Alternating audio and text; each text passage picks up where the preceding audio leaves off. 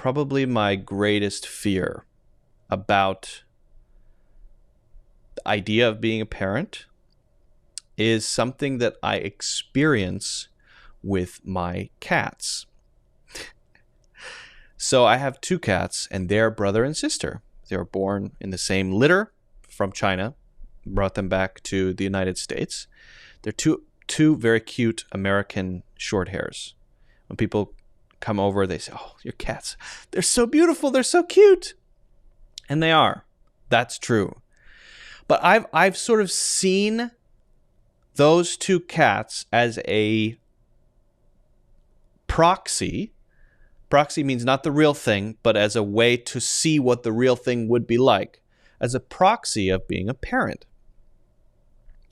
And I may have shared this before, but I just want to share it because I'm on the topic.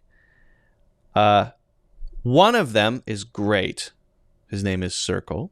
He's so cute, so friendly.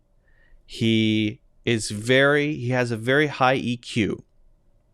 If he can see you're not in the mood to pet him, he'll be cool. He'll step back. He'll do his own thing.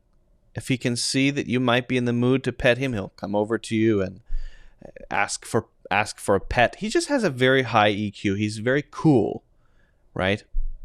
I have another cat who is his sister named Doorbell, and she does not have a high EQ.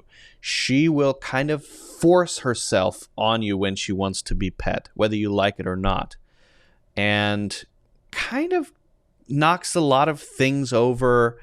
It just generally does stuff that you don't want her to do. The opposite. If you think, please don't knock that over, she'll knock it over.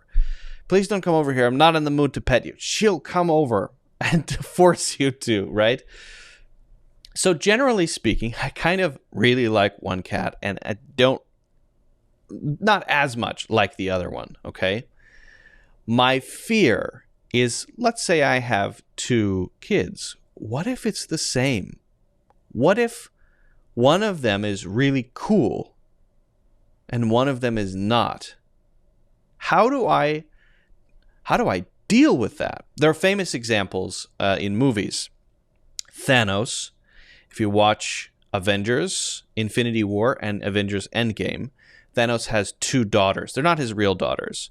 One of them, Gamora, that's the green one, and the other one, Nebula, that's the one that he replaces many of her body parts with machine parts. Essentially, it's a science project. He kind of hates one of them and loves the other. It's his favorite daughter versus the daughter that he kind of just, I'll just do experiments on you, right? He feels differently about his two kids. Then there's the example of Theoden. Is that right? No, not Theoden. Who's the steward of Gondor in Lord of the Rings? Steward of Gondor. Anyway, whatever his name is, Theoden's the guy from Rohan. So if you ever watched Lord of the Rings, it's the guy who's the steward who has the two sons, Boromir and Faramir. And just like that, in his case, he hates one and loves the other. Boromir dies.